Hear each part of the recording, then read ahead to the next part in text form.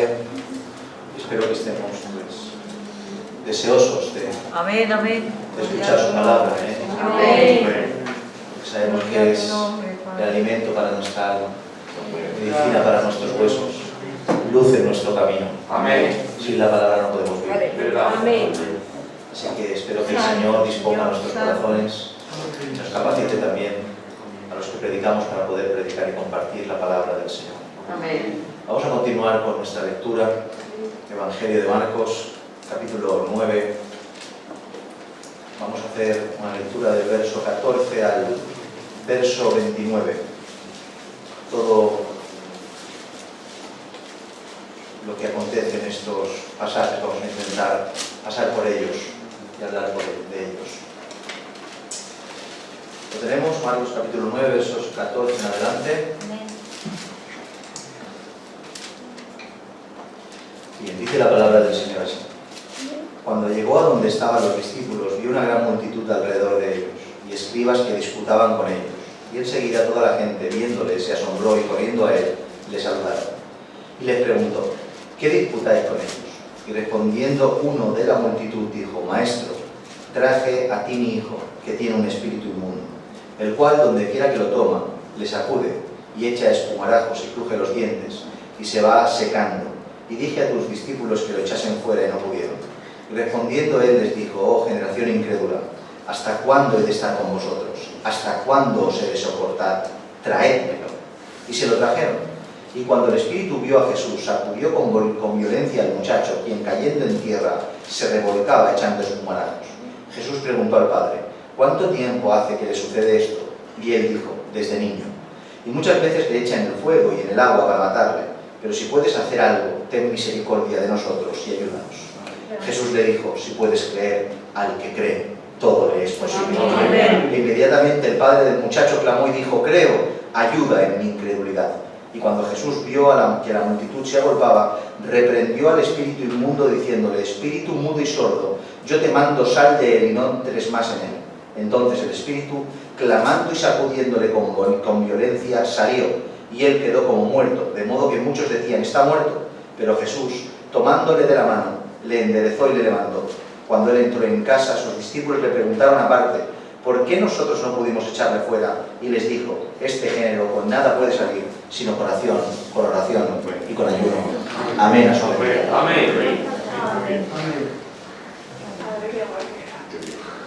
Amén. Interesante pasaje, con muchas cosas de que hablar, pero bueno, vamos a intentar abordar todo el relato pasando lo más rápidamente que podamos y a ver si el Señor nos permite aprender algunas cosas en esta tarde. Amén. Bien, el contraste de estos versos que tenemos hoy con el contraste de los versos que hemos dejado atrás son brutalmente diferentes. ¿Sí? Salimos de un monte con Jesús, con 3 de sus discípulos, en el cual el Señor se transfigura, ven la gloria de Dios, algo impresionante, y pasamos de ver la gloria y la magnificencia de Jesucristo en su máximo esplendor a una situación en la cual un padre desconsolado tiene a un niño poseído por un espíritu inmundo que tiene que ser liberado. Es un contraste tremendo, ¿verdad? Es algo muy diferente, pero aunque las diferencias son brutales, las similitudes también lo son. Por el simple hecho de que el protagonista sigue siendo el mismo, nuestro Señor Jesucristo. Amén. Y Él se vio grande y hermoso en el monte de la transfiguración, transfigurándose, pero también se vio grande y hermoso ayudando al necesitado. Amén. Porque nuestro Señor Jesús se ve siempre grande y hermoso. Amén. Siempre. Es grande en el trono, grande en el pesebre. Aleluya. Grande a la diestra de la majestad del Padre y grande en una cruz. Nuestro Señor siempre es hermoso. Amén. Y siempre vemos su grandeza. Y seguramente que los discípulos quedaron boquiabiertos y maravillados viéndole transfigurarse y boquiabiertos y maravillados viendo atender la necesidad del necesitado. Porque ese es nuestro Señor. Cuando aparece, siempre deslumbra. Amén. Siempre deslumbra. Dice el verso 14, cuando llegó a donde estaban los discípulos, vio una gran multitud alrededor de ellos y escribas que disputaban con ellos. Como ya sabemos, Jesús juntamente con Juan, Pedro y Jacobo estuvieron en un monte en el cual nuestro Señor Jesucristo se transfiguró. Y al descender, según Lucas 9:37, al día siguiente, o sea, estuvo un día entero ahí arriba, al día siguiente al descender, se encontró con el resto de los discípulos. ¿Cuántos eran el resto? Los 9 discípulos restantes que no subieron con él al monte de la transfiguración, que quedaron sin acompañar a Jesús. Y cuando llegó a ellos se encontró con una situación que, aunque sorprenda, para nada es sorprendente cuando ya llevamos un tiempo leyendo las Escrituras. Para nada es sorprendente, sino todo lo contrario. Es común. Una multitud de gente y entre ellos a escribas que disputaban hacia los discípulos. Cuando hablo de común y recurrente, no es porque en infinidad de ocasiones vemos a los discípulos envueltos de una gran multitud o que de continuo los escribas y fariseos los increpen, sino que me refiero a que es común tanto en ellos, sino también como en la vida de cualquier creyente a lo largo de la historia del Evangelio. O sea, a eso me refiero con que es común y recurrente. Es común y recurrente en ellos, fue común y recurrente a lo largo de la historia y tiene que ser común y recurrente en medio de su pueblo al día de hoy. ¿Por qué? Porque siempre acudirán gentes a buscar. Los hijos de Dios siempre estaremos en mayor o menor medida en situaciones en las cuales la gente esté. Siempre. Es ineludible. La gente vendrá a buscarte. No podemos sacar al ser humano de la ecuación. El ser humano forma parte del propósito del creyente. Aleluya. Y por mucho que queramos eludir a la gente acudirá donde están los creyentes. Y los creyentes acudirán donde está la gente. Esto funciona así. Acudirán gente a buscar en nosotros al Dios que han visto que representamos. Acudirán gente a buscar a nosotros a ese Dios que han visto manifestado en nuestras acciones. Y acudirán otros, cuales fariseos y escribas, a perseguirnos e increparnos.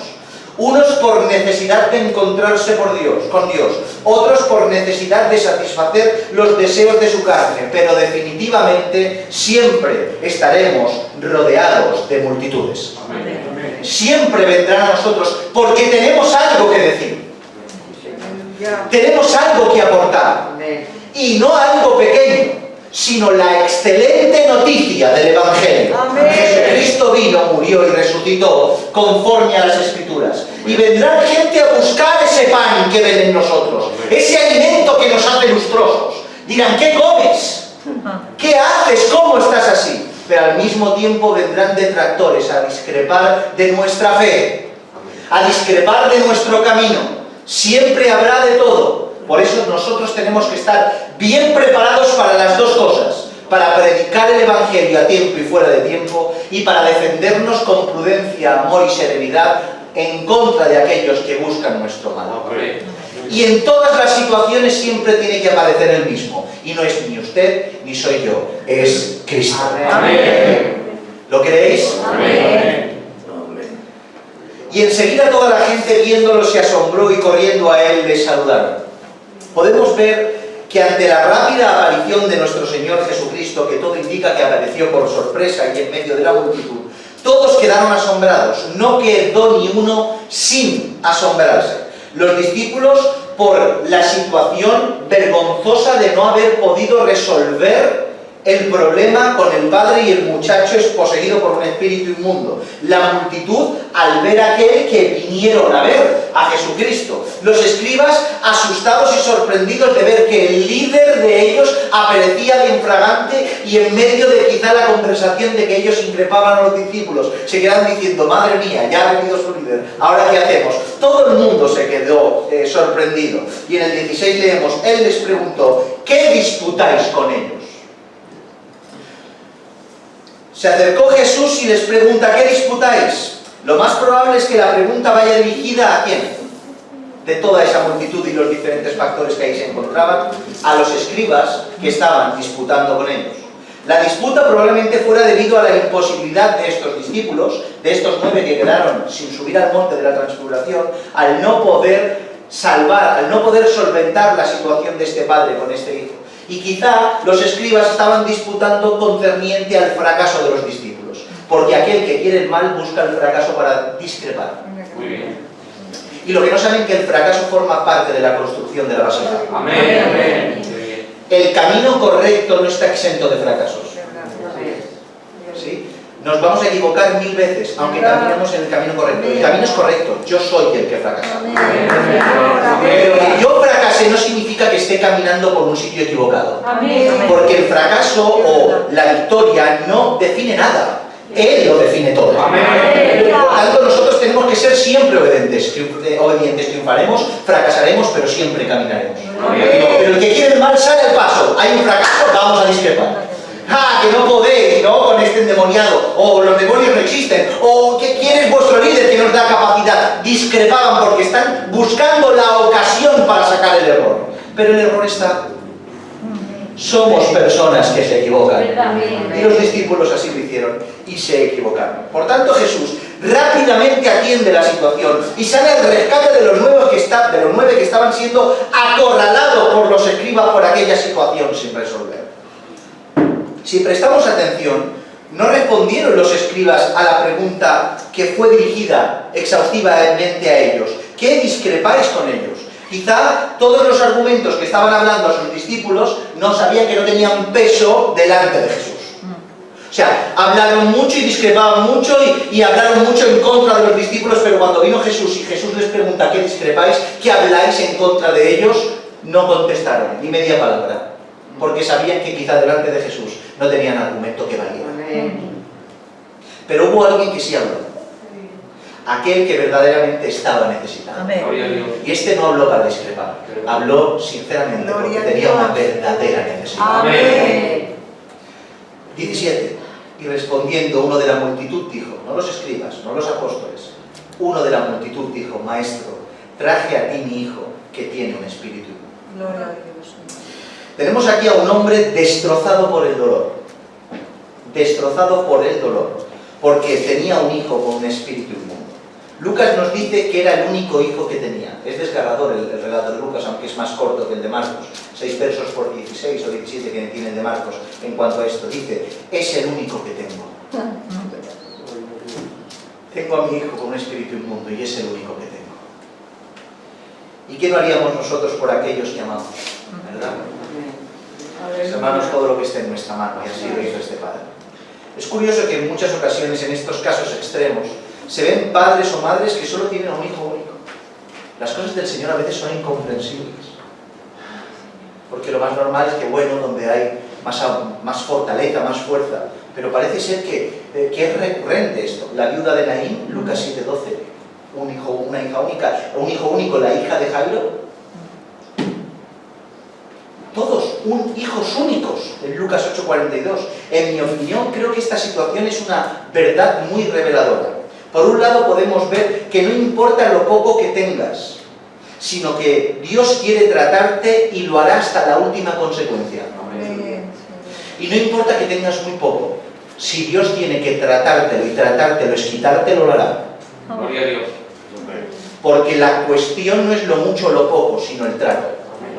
Es que Dios te trate, es que Dios me construya, me edifique conforme al designio de su voluntad.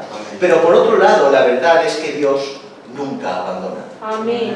Hendrickson, que es un comentarista que me encanta, dice algo muy hermoso. Dice, y cito, literalmente, dice, el corazón del Hijo único de Dios se compadeció de estos hijos únicos y de sus padres. El Hijo único va en pos de los únicos.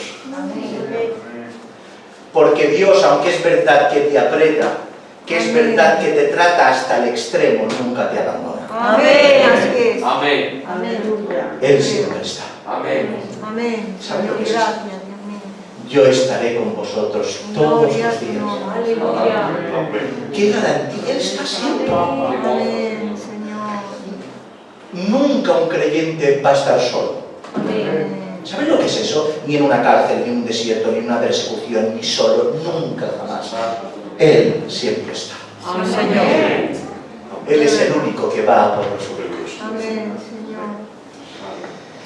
El cual, donde quiera que le toma, el 18 sigue diciendo, le sacude y echa espumarajos y cruje los dientes y se va secando, y dice a sus discípulos que le echaran fuera y no pudieron. La intención de este padre era llevar a su hijo a los pies de nuestro Señor Jesucristo. Pero al no encontrarlo, lo puso en las manos ¿de quién? De los que estaban, sus discípulos. No sé si por confianza o por desesperación, pero así lo hizo. No está Jesús, aquí tenéis a mi hijo, a los discípulos lo entregó. Pero como vemos, los discípulos no pudieron solucionar el problema que tenían. El caso, la verdad, no era un caso normal y corriente, ¿eh? No era un caso normal y corriente. Aunque nos adelantemos a todo el relato, vamos a describir el caso de este joven y la posesión que tenía, aunque nos vayamos adelantando en los versos que hay más para adelante. Un joven que, como bien dice el relato, tenía un espíritu inmundo, que es la nomenclatura habitual para los demonios en las Escrituras. Espíritus inmundos, porque lo son inmundos. Una posesión demoníaca, como ya saben, tiene que ver mucho más allá que una influencia o una sugestión por parte de una hueste demoníaca. Tiene que ver con cuando al margen de la voluntad del hombre, el espíritu toma posesión del cuerpo y tiene dominio absoluto sobre todas sus acciones. O sea que ya no es influencia, ya no es sugestión, es posesión. La persona no tiene capacidad de decisión, es el espíritu que lo posee que tiene la capacidad de decidir por él. A tal grado era esta posesión, es ese demonio que tenía que, como nos dice el verso, lo movía por donde quería y hablaba el espíritu inmundo a través de él. Esto es tremendo si lo piensas un poco. Que tú dejes de ser dueño de tu persona y el que camine no seas tú, solo seas un recipiente como vacío que han ocupado tu persona. Que el espíritu inmundo utilice tus cuerdas vocales para hablar él y no hablar tú. Tela, ¿eh? Se nos dice que el espíritu inmundo le sacudía donde quiera que se encontrara, que el joven convulsionaba, echaba espumorazos, le hacía crujir los dientes del dolor y las convulsiones. Dice el padre que lo iba secando, literalmente. Brutal, mis hermanos. También se nos dice que el grado de posesión era tan grande que el demonio en reiteradas ocasiones quería acabar con su vida. El padre desconsolado contaba que el espíritu lo echaba al agua y lo echaba al fuego para matarlo. O sea, lo quería quemar o ahogar. Imagínense que el espíritu te posee, te lleve al fuego y al agua, sin que nadie te eche, te tira a él. Tremendo, mis hermanos. Tenemos que entender que la atención continua del padre evitó que el espíritu inmundo matara a su hijo. ¿Por qué? Porque la atención continua de estar supervisando el padre a ese hijo impedía que el fuego lo matara o el agua lo ahogara. Porque el padre estaba pendiente siempre de su hijo. También se nos dice que el espíritu era mudo y sordo, o sea, que este espíritu inmundo provocó sordera e incapacidad de hablar a este joven. Noten. Por tanto, podemos ver cómo la posesión de aquel joven no era normal y corriente, sino profunda y poderosa. Y al final de nuestro relato así se confirma. De ahí a que el padre por años, ni los que estaban por el lugar, ni siquiera los discípulos pudieran liberar a este joven. Ya que hemos enumerado todas las diversas situaciones y dificultades que el compendio de los versos nos revelan de este caso, podemos ver cómo es inevitable comparar de alguna manera esta posesión con algún tipo de epilepsia o enfermedad habitual en este joven, ¿verdad? Convulsiones, crujir de dientes, espumarajos, parece perfectamente un ataque epiléptico. Y quisiera resaltar esta evidencia para volver a recordarles algo, ya que hay que hacer una diferencia entre enfermedad y posesión. Sé que hemos hablado de esto algunas veces, pero es necesario, cuando viene, hablar un poco más y recordar todas estas cosas. Hay una gran diferencia entre enfermedad y posesión. O sea, no todas las posesiones enferman a los recipientes de dicha posesión y no todas las enfermedades tienen que ver con una posesión demoníaca. O sea, pueden haber posesiones que no generan una enfermedad específica y puede haber enfermedades de todo tipo que no tienen nada que ver con un espíritu inmundo. Esto lo entendemos, ¿verdad? Pero también tenemos que recordar que algunas enfermedades, esto es la dificultad que envuelve este texto, que algunas enfermedades están inducidas por causa de una posesión de un espíritu inmundo. Y eso es una realidad bíblica. En reiteradas ocasiones vemos en las Escrituras como la enfermedad está asociada a una posesión demoníaca. En Lucas capítulo 13, verso 11 dice: y había allí una mujer que desde hacía 18 años tenía espíritu de enfermedad y andaba encorvada y en ninguna manera se podía enderezar. Pero el verso 16 de Lucas dice: y a esta hija de Abraham, que Satanás había atado 18 años, no se le debía desatar de esta ligadura en el día de reposo. ¿Nota? Una enfermedad ligada a una influencia demoníaca. En este mismo relato podemos ver todos esos factores, una serie de ataques que aparentemente parecen un ataque de epilepsia. El Evangelio de Mateo lo llama, que dice, mi hijo que es lunático, que tiene que ver con todo esto. Vemos como después de liberarle, en Lucas 9:42, se dice que el muchacho no fue liberado, sino que el muchacho se sanó, relacionándolo también con una enfermedad. Pero al mismo tiempo es evidente que la enfermedad estaba completamente ligada al espíritu inmundo. Por tanto, tenemos una enfermedad asociada a una posesión de un espíritu inmundo. ¿Me seguís hasta aquí? Amén, amén. Por tanto, tenemos que entender que tenemos que tener la capacidad, espiritual y el conocimiento bíblico para distinguir qué es qué en cada situación. Cuando hablamos de estos casos de espíritus inmundos, obviamente siempre estamos hablando de personas que no tienen a Dios, porque aquellos que tienen al Espíritu Santo están exentos de toda posesión. Amén. Estamos hablando a gentes que están a merced del pecado. Amén. Y por ende a merced de Satanás. Amén. Tenemos que saber que el 99% de los casos, las enfermedades que vemos en las personas son eso mismo, una enfermedad que necesita atención médica, oración para que el Señor lo sane de la enfermedad, pero no para que lo libere de nada, llevarlo al médico, en el 99% de los casos. Pero también no podemos descartar ese quizá 1% de posibilidades de que estemos delante de una enfermedad producida por un espíritu inmundo, porque es también una realidad bíblica. Mis hermanos, tenemos que ser equilibrados en cuanto a interpretación bíblica y asumir estas dos realidades. Es verdad que en la mayoría de los casos será una enfermedad normal, pero podemos encontrarnos con un caso que una enfermedad está relacionada con un espíritu inmundo. Regresando al relato del padre, hay una última cuestión a resaltar, que al mismo tiempo que es desgarradora y agrava la situación de este joven y este padre, plantea una difícil cuestión a resolver. Y es que nos dice el verso 21, nos dice: Jesús preguntó al padre, ¿cuánto tiempo hace que le sucede esto? Y él le dijo, desde niño. Desde niño. Por un lado hemos dicho que es desgarradora, por la sencilla razón de que el padre y este hijo no estaban lidiando con esta enfermedad desde hace 2 días, 1 año, 2, sino desde hacía años, desde que era niño. Imagínense el corazón del padre. No sé cómo ya le quedaba vida. Imagínense la vida de este joven. Por eso dice que estaba como muerto, porque no eran 2 días ni 3, sino años, desde niño.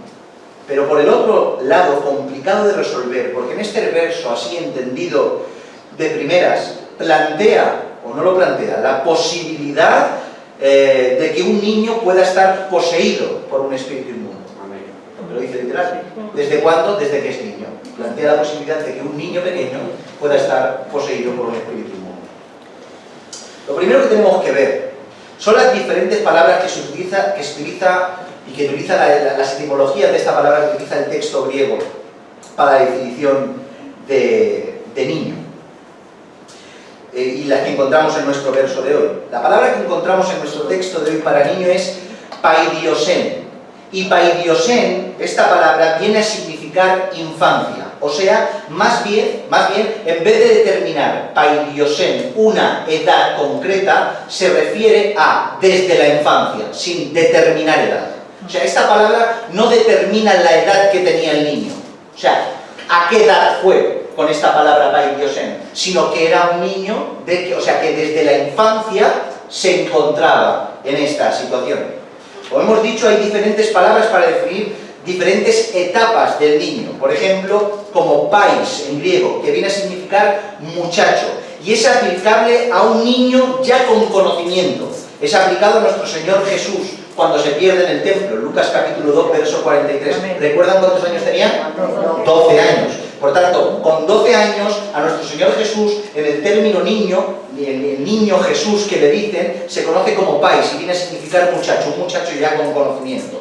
Por otro lado, tenemos la palabra paidón o teknon, que habla de niño y jovencito, pero que a su vez también se utiliza para bebés, en Juan 16, 21. No solo para joven, sino también para niños recién nacidos. Por tanto, a nivel, síganme por favor, a nivel de interpretación por etimología, tenemos lo siguiente, que no podemos descifrar exactamente por la etimología de la palabra qué edad exacta tenía ese niño, ¿lo entienden? Amén. La palabra que tenemos para niños no se refiere concretamente a un bebé, sino que paidiosen viene a referirse desde la infancia. No nos da respuesta. Por otro lado, las otras acepciones para niño, tecnón, paidón, pais, viene a referirse a veces como jovencito, a veces como un poco más adolescente y a veces como bebé, como un infante. Por tanto, la etimología de la palabra no te da la respuesta concreta de qué edad tenía este niño, o sea, desde cuándo este niño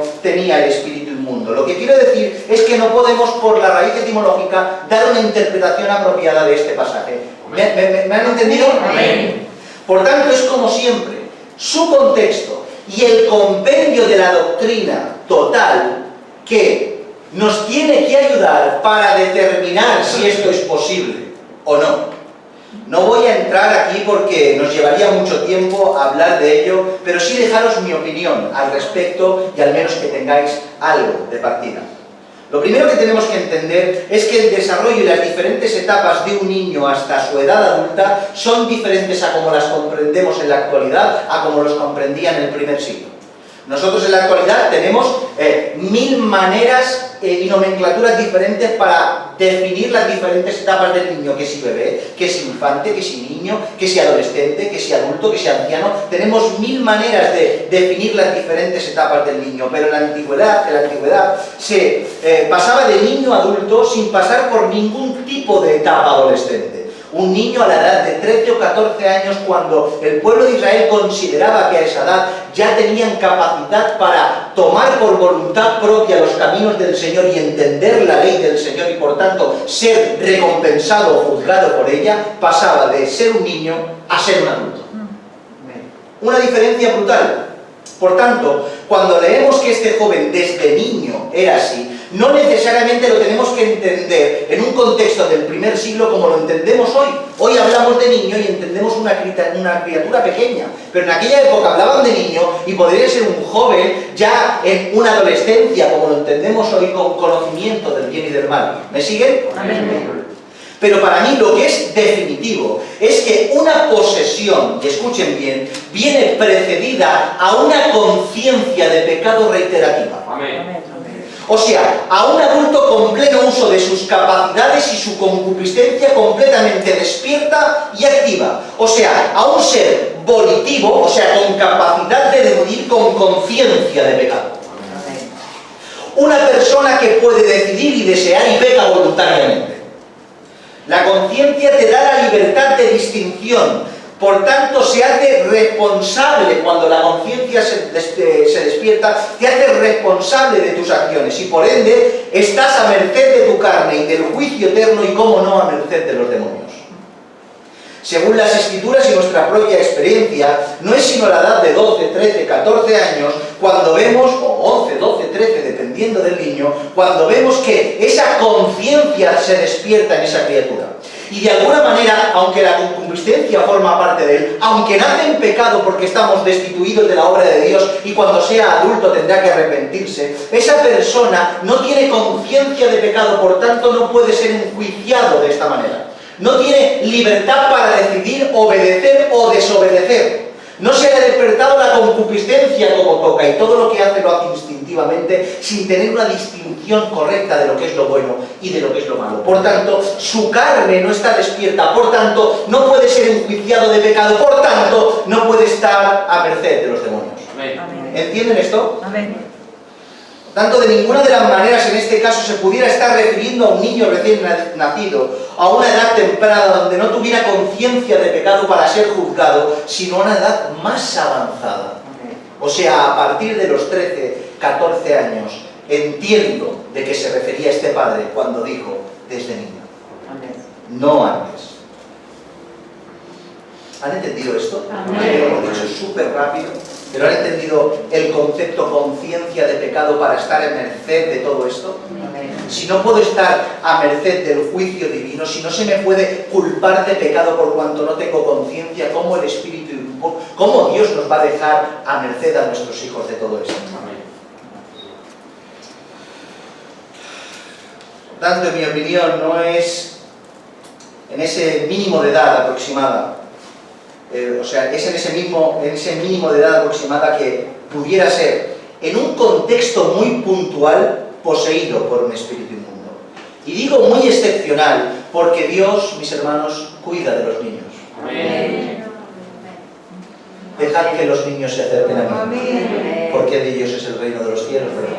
El Señor cuida de los niños, porque los hijos de los creyentes, aunque la salvación nos hereda, nos dice Corintios que son santificados por los padres. Amén. Por tanto, un niño, aunque aún no ha tomado la decisión voluntaria de creer en Dios, de caminar en los caminos de la fe, es santificado por el Padre, es santificado por la Madre.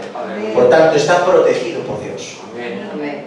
Y ahí, a mi opinión personal, que podríamos hablar mucho de todas estas cosas, de cuándo se despierta la conciencia de pecado y demás, y cómo Satanás actúa con las personas que están a merced del pecado, pero no es el caso de hoy. Pero al menos algo por lo que podamos partir, y aquí tiene mi opinión al respecto. Es imposible de que fuera un niño que no tuviera conciencia de pecado. El 19, seguimos, ¿vale? Lo tenemos que terminar. Y respondiendo él les dijo, oh generación incrédula, ¿hasta cuándo he de estar con vosotros? ¿Hasta cuándo os he de soportar? Traedme. El enfado se hace patente con esta exclamación tan fuerte de nuestro Señor Jesucristo. Generación incrédula. ¿Hasta cuándo? Parecía que le reprochara el tiempo que estaba con él. O sea, llevo tanto tiempo con vosotros, estoy en el final de mi ministerio, ¿hasta cuándo os tengo que soportar? ¿Cuánto tengo que estar aquí más con vosotros para que toméis cartas en el asunto, para que os comportéis como toca? Traedme al muchacho, estaba enfadado el Señor. Es raro ver a Jesús enfadado de esta manera. Podemos contar con los dedos de una mano las veces que de alguna manera el Señor se aira de esta manera.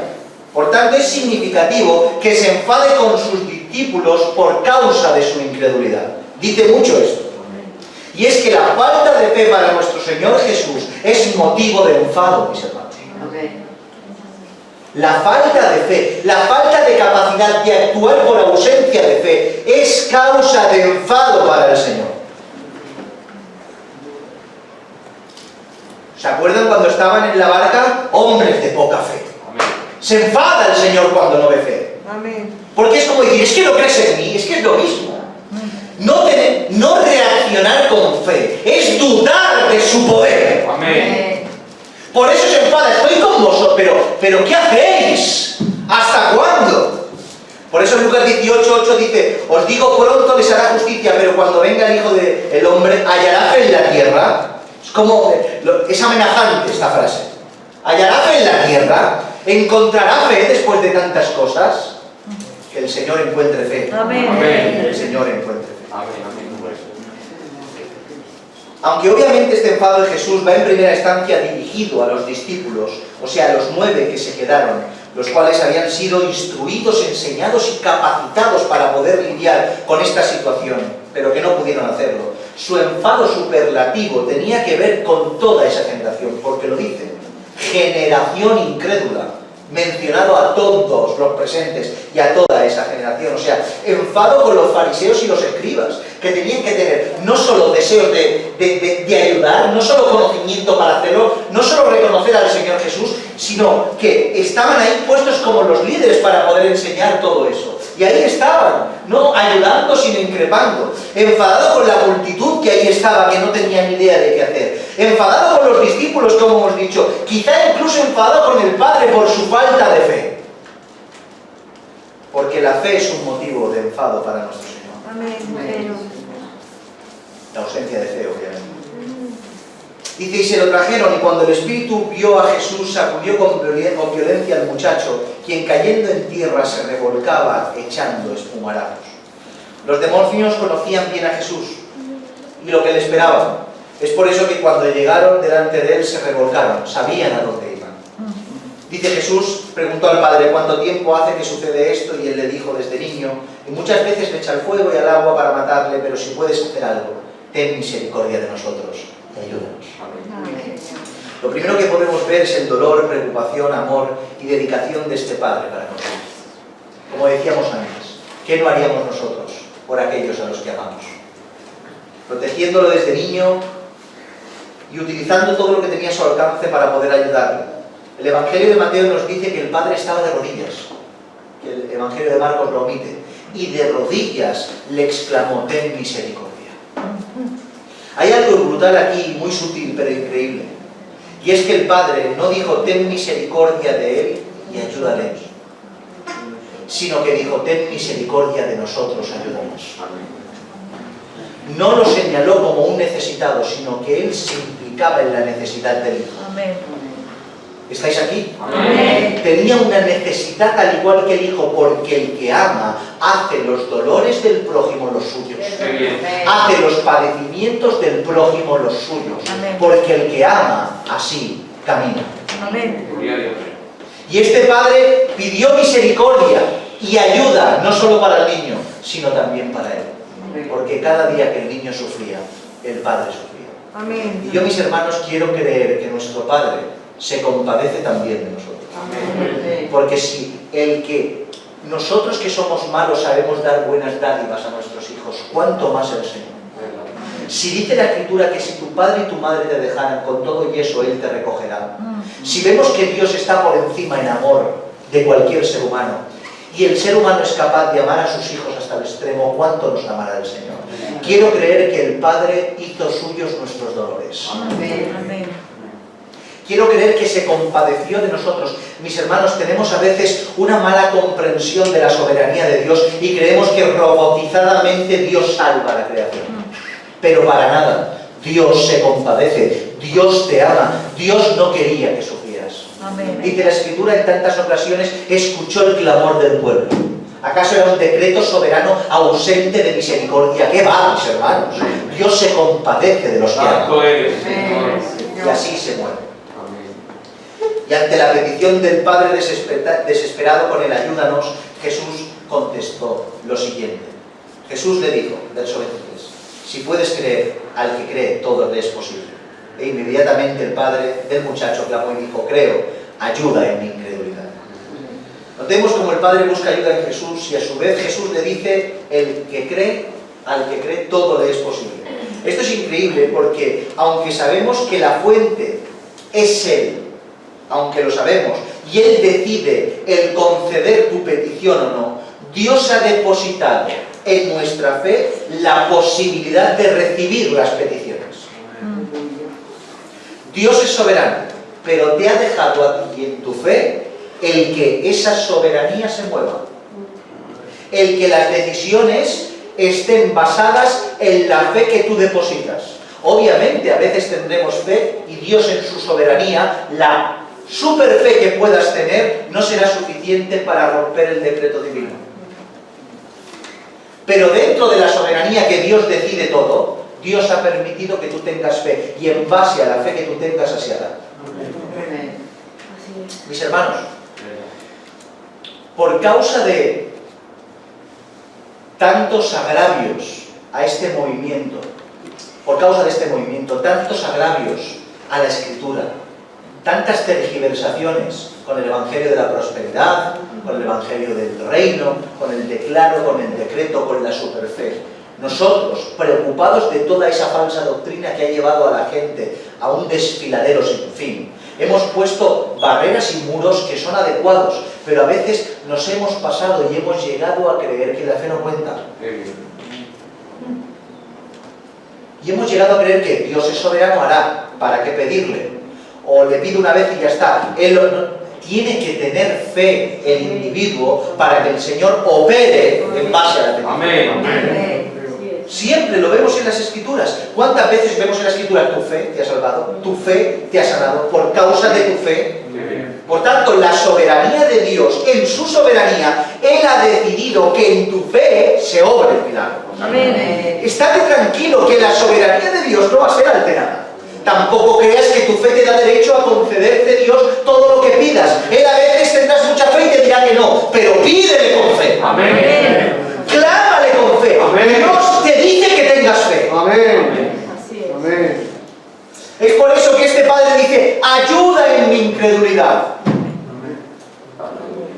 Tenía fe, fe suficiente para captar la atención del Señor, pero le dijo, ayuda en mi incredulidad. Mis hermanos, no dudemos de que al que cree, todo le es posible. Amén. ¿Saben que el tema de las montañas que se trasladan en los otros evangelios está en este contexto? Amén. Si tuvieras fe como un grano de mostaza, le dijiste este monte, quita de aquí, ponte allá. Está en este contexto, en el contexto de tener fe, de creer que todo es posible. Amén. Que no tenemos un Dios que no se mueve, que no tenemos un Dios que solo nos ha dado leyes, que gloria al Señor, que tenemos un Dios que obra Aleluya. poderosamente. Y tenemos que, en el equilibrio de la palabra, no deshacernos de lo que es bíblico. Amén. Por tanto, tenemos que aumentar, pedirle al Señor que aumente nuestra fe. Y cuando pidamos, no pidamos en duda. ¿Cómo se dice? No me acuerdo.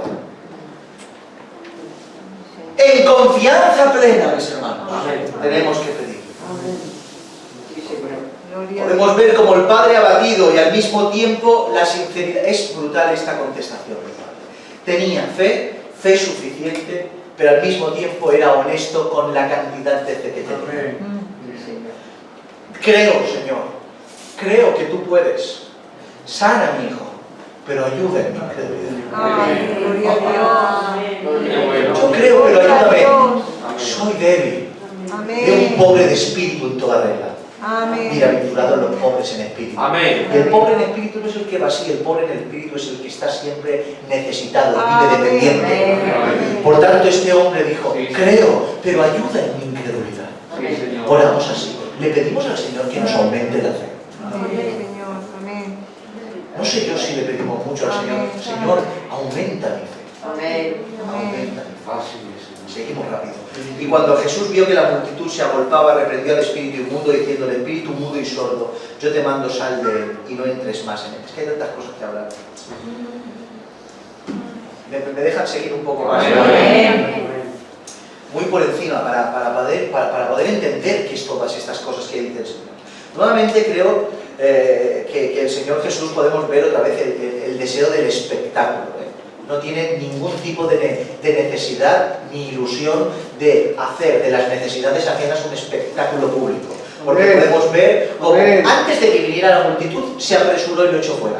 Amén. O sea, no espero, venid, mirad, venga, aquí estoy yo, vamos, no, antes de que viniera fuera, que nadie vea nada. Y el Señor, así, no digáis nada, vamos los tres. Se escondía y en cambio hoy nos publicitamos. No se faltan solo que salgan posesiones que salen por Facebook. Vamos, graba. Vamos a darle comer a los pobres, vamos a grabar. Todo público. Y el Señor lo hacía todo en privado. ¿Qué nos pasa? Que solo queremos que nos vea la mano dadivosa. Amén. No sé cuántas manos dadivosas habrán si no hay teléfonos móviles delante. Notemos la orden concreta de Jesús, y esto lo quería hablar. Dice, sal de él y no entres más en él. La primera vez que usamos algo así, sal de él, vale, pero no entres más en él. Podemos ver como las Escrituras nos dicen que el Espíritu llegaba, lo atormentaba por un tiempo y se marchaba para volver de nuevo a él. En Lucas 9:39 dice, a duras penas se aparta de él, le dijo el Padre, en la explicación. O sea, parece ser que el Espíritu estaba, lo atormentaba, se iba de vez en cuando ahí por lugares secos y regresaba cada vez que le apetecía. Por otro lado, sabemos que los espíritus inmundos son propensos a salir y regresar del cuerpo donde antes moraban. En Lucas 11:24 dice, cuando el espíritu inmundo sale del hombre, anda por lugares secos buscando reposo, y no hallando, dice, volveré a mi casa de donde salí. Mi casa hablando del recipiente humano. Por tanto, sabiendo Jesús las intenciones y rutinas del espíritu inmundo, le dio dos órdenes, sal y la segunda, y no vuelvas más. Amén. No salgas por un tiempo, aquí ya no te permito volver a entrar. Si se dan cuenta, dicen que la casa está, en el otro caso está la casa barrida, o sea, lo deja, de alguna manera, el regreso del espíritu inmundo a la voluntad del hombre, a la santificación de la persona que ha sido liberada. Pero en el caso de este niño le dice, no, de este sales y no vuelves a entrar. el 26 rápido. Entonces el espíritu clamando y sacudiéndole con violencia salió y quedó como muerto, de modo que muchos decían está muerto, pero Jesús tomándole de la mano lo enderezó y se levantó. O sea, como decíamos, fue tanta la violencia, tanto el tiempo de posesión, que el joven luego de ser liberado cayó al suelo como un trapo, muerto, y la gente dice, no, este joven ha muerto después de ser liberado. Pero Jesús lo que hace, lo hace bien. Amén. Y cuando sana, sana del todo. Amén. Y cuando libera, no va a liberar a alguien para que caiga como muerto, sino que se lo entregó a su Padre, sano, liberado y vivo. Amén. Cuando él entró en casa, sus discípulos, última parte ya, le preguntaron aparte, ¿por qué nosotros no pudimos echarle fuera? Y les dijo, este género con nada puede salir, sino con oración, y ayuno. Amén. Recta final, la última cosa que vamos a ver. Los 9 se le acercaron a preguntarle por qué no pudieron liberar al muchacho. Es una pregunta lógica, ya que se vieron sin esa posibilidad de liberarlo. Se vieron ante esa dificultad cuando antes habían tenido éxito, cuando antes habían sido investidos y autorizados por el Señor, según Lucas capítulo 9, versículo 1, cuando mandó no solo a los discípulos sino a 70, yendo de 2 en 2, y les dio potestad también para sanar enfermos, para echar fuera demonios. Ellos ya lo hicieron, pero ahora se encontraron con esta imposibilidad, y es por eso que le preguntan, ¿por qué antes sí y ahora no? El Señor les da una respuesta rápida y concisa. Este género solo sale por medio de la oración y por medio del ayuno. El Evangelio de Mateo añade, por falta de fe. Oración, ayuno y falta de fe. Aunque alguna vez hemos hablado ya de esto, recordemos algunas cosas al respecto y terminamos. Tenemos que ser conscientes que el mundo espiritual existe. ¿Lo creéis? Amén. Es real. Amén. Está entre nosotros y en ocasiones tendremos que lidiar con este mundo espiritual. Y cuando me refiero a lidiar con él, no es ir buscando demonios cual cazafantasmas. Como algunos hacen por ahí, se las pasan, están deseando encontrarse con yo no quiero. Si viene, pues atenderemos conforme a las Escrituras, amparados al poder del Señor. Pero yo no quiero, yo quiero ver gente regenerada, arrepentida, eso es lo que quiero ver. Pero las Escrituras nos enseñan que esto es así. Hay gente que quiere, está deseando verlo, deseosos de enfrentamientos y demás. Pero las Escrituras nos enseñan lo siguiente, en Santiago capítulo 4, verso 7. Someteos pues a Dios, resistid al diablo y huirá de vosotros. Noten, las Escrituras nos enseñan que el enfrentamiento más directo con las huestes de maldad no es por medio de ir a buscarlos, sino por medio de buscar a Dios. Amén. O sea, hay gente que busca a los demonios, pero el Señor nos enseña que para sacar a los demonios de en medio uno no tiene que buscar a los demonios, sino buscar a Dios. Amén. Buscar a Dios, obedecerle a Él, resistir al diablo y sus tentaciones y huirá de nosotros. A lo que me vengo a referir es que el enemigo está para tentarnos, para confundirnos, y en ocasiones el enfrentamiento quizá venga por medio de un espíritu inmundo dentro de un cuerpo de una persona. Cuando hablamos de demonios, de espíritus inmundos, estamos hablando de ángeles caídos. Por tanto, son seres llenos de poder. Las Escrituras lo enseñan. Dentro de estos seres no todos tienen el mismo poder. No todos tienen el mismo poder, sino que hay diferentes rangos de poder entre ellos mismos. Pensemos en Satanás, el querubín protector que quiso ser y no fue nada y fue echado y tiene poder por encima de todos los demás espíritus inmundos. O esas potestades territoriales. ¿Recuerdan al príncipe de Persia? No es una película ni un videojuego. El príncipe de Persia de las Escrituras.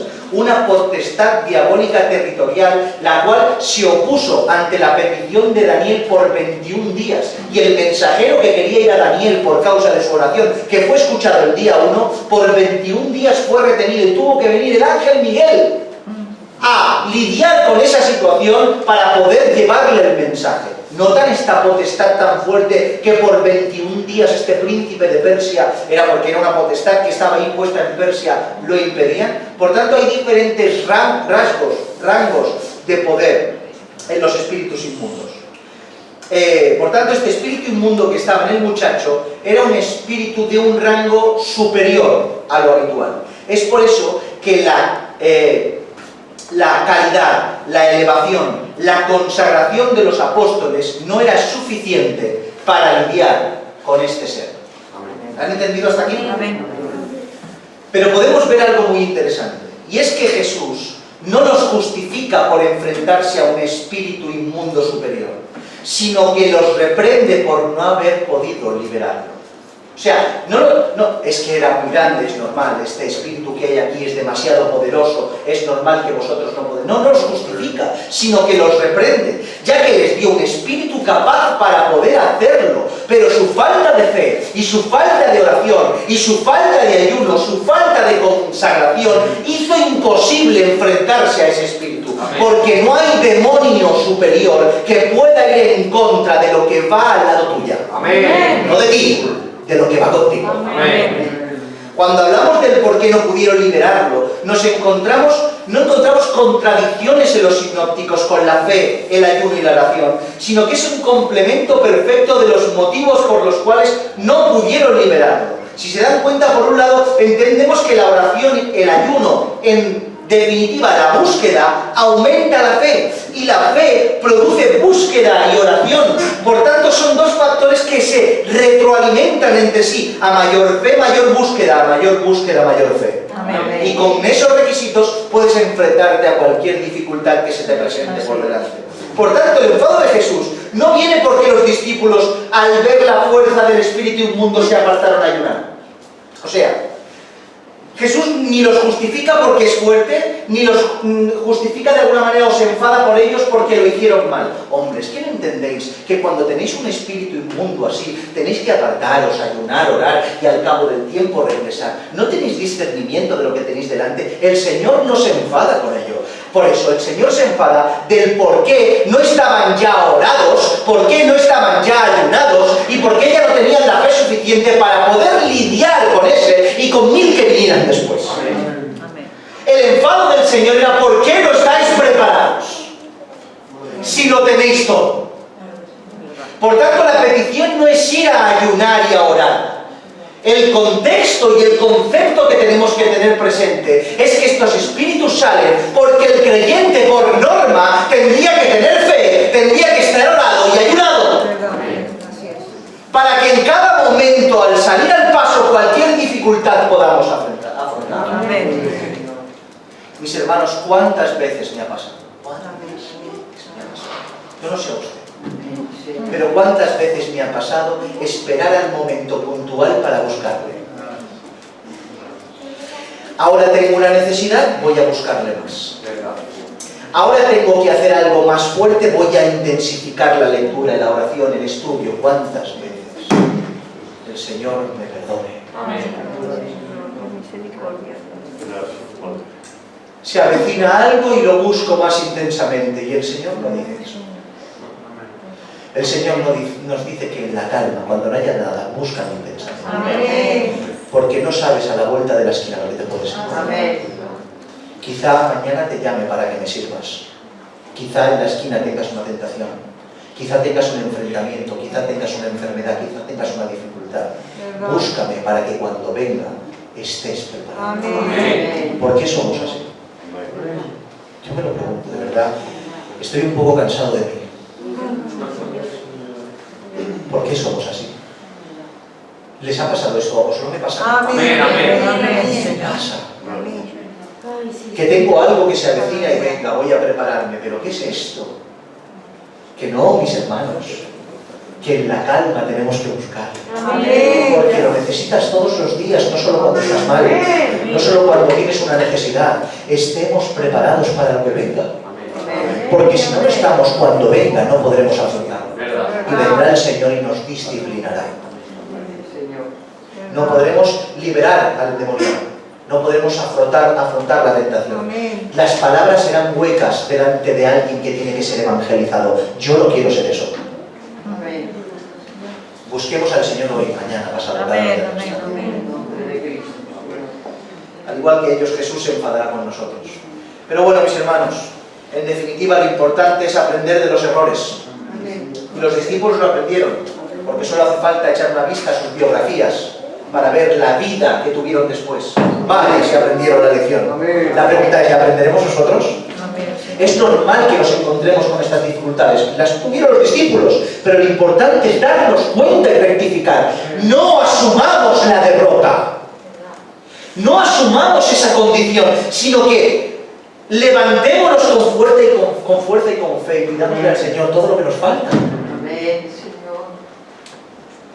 Porque tenemos que saber que mientras tanto, en medio de nuestros fracasos, ahí está Dios para suplir todo aquello donde nosotros no llegamos. Porque a pesar de los discípulos, el Padre se fue con su Hijo liberado y completamente sano. Y Lucas termina la historia en este verso, en el 43, diciendo: y todos se admiraban de la grandeza de Dios. Amén. Yo en esta tarde me admiro de su grandeza. Amén. Porque el Señor es incomparable. Amén. Un Dios que enseña, que libera y que está siempre. Y que es grande transfigurándose y que es grande ayudando a la gente.